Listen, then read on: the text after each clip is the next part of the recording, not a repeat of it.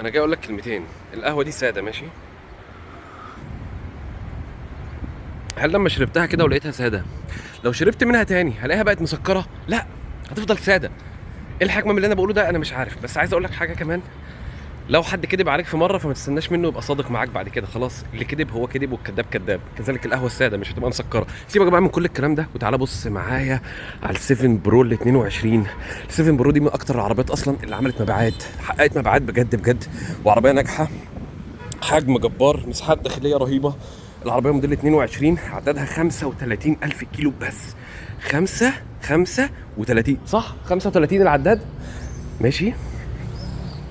هي كسر زيرو مع بقى ايه يعني، في ملاحظات لا تذكر هبقول لك عليها. العربيه طبعا فابريكا، بس ايه، هتلاقي هنا مثلا في حته كده محتاجه حته على البارد مش عارف ايه، واوفر اول هي محتاجه تتغسل عامه، بس مش ده موضوعنا.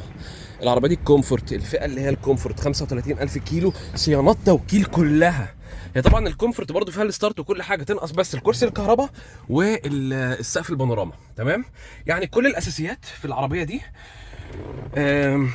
عدد 35,000 كيلو، صيانات توكيل، كومفورت. سعرها بقى اللي حلو، سعرها حلو قوي قوي قوي. انا هديك تيجو 7 برو اللي هي المستورده اللي انا قاعد جواها بسعر السعر المصري المستعمله. يعني بص، عامل لك واجب في السعر رهيب رهيب رهيب، عشان خاطر ربنا يا اخي. لما تكلمني تكون جد وعارف الاسعار وناوي، عشان لما تسمع السعر اللي عندي يعجبك، لان انا جايب لك سعر اصلا احلى من الناس كلها بتطلبه. الناس بتطلب احلام، انا هنا في السوق، انا مدعوكين بارض الواقع، ففي سوق بيحكمني انا وانت وهو. في ناس مش في السوق فما فيش سوق بيحكمها فبيسعر بمزاجه. احنا في سوق بيحكمنا فبنسعر تسعير فير، تسعير عادل جدا والله العظيم.